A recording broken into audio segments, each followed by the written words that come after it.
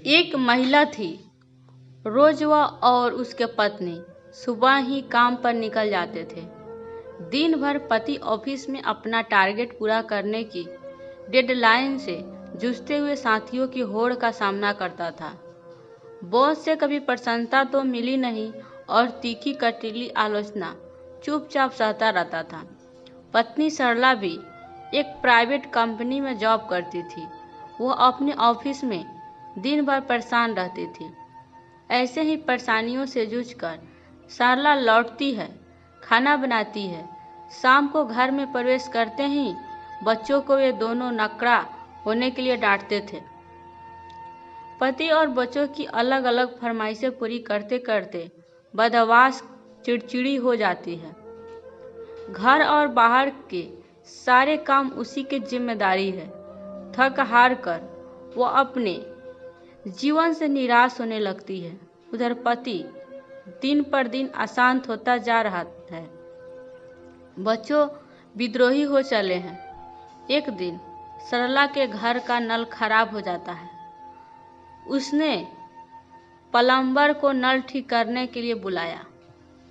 Plumber ने आने में देर कर दी। पूछने पर बताया कि साइकिल में पंक्चर के कारण देर हो गई। घर से लाया खाना मिट्टी में गिर गया। ड्रिल मशीन खराब हो गई।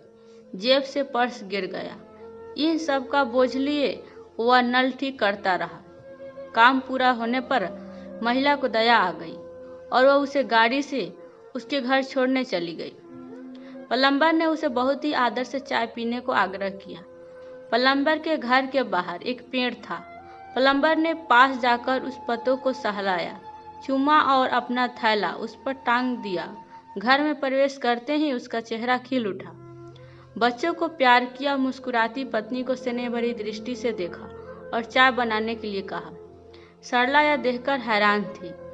बाहर आकर पूछने पर प्लम्बर बताया, यह मेरा परेशानियां दूर करने वाला पेड़ है।